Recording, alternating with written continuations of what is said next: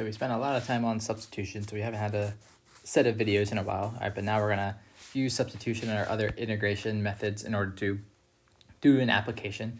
All right, so what we're gonna look at is going kind of back to the beginnings of finding integrals and antiderivatives. It was determining area. All right, so this is what we did in our previous sections. If we asked for the integral from 1 to 3.5 of this function, this means find the area under the curve. All right, so we're just finding this black area here, and we did that by finding the antiderivative and all that stuff. All right, but this always gave us the area between the x-axis and the curve. All right, so what happens if our area that we're looking for doesn't touch the x-axis, right? If we use an integral here, it would give us this whole area with some extra stuff that we don't want. All right, so if we want to find the area between these two curves, we need to figure out another way to do this. And really, it's going to be a difference in setting up how we do the integral. All right, so you go back to our idea of Riemann sums, of using rectangles to approximate this. I would have a rectangle here, like a rectangle here, rectangle there.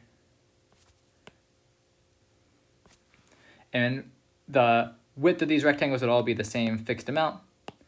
And the height of the rectangles is pretty much what ended up giving us our integral. In our previous one, the height was always just whatever f of x was.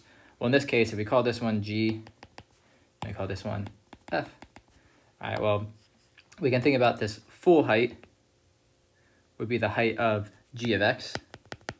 But we're going to subtract off the piece that we don't care about, and that's when we hit this bottom one, which is f of x.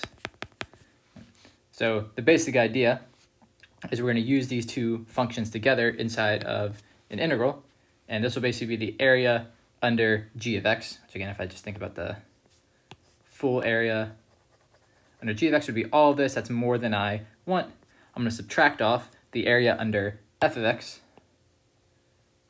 And if I do all of that, if I take this big area, subtract off what I don't want, what's left over is exactly what I want, this shaded region there. All right, so really when we're finding this area that's not connected to the x-axis, we basically just have to subtract off the stuff that we don't want in order to get the area we actually do want. So in other words, all right, I flipped it around on accident, but on if the f of x function is on the top, the g of x function is on the bottom, then the area between those two curves is you just subtract the two functions inside of the integral. All right, so that's our basic strategy. All right, if we're finding the area between curves, we're going to identify what's on the top, what's on the bottom, and then just calculate an integral after that.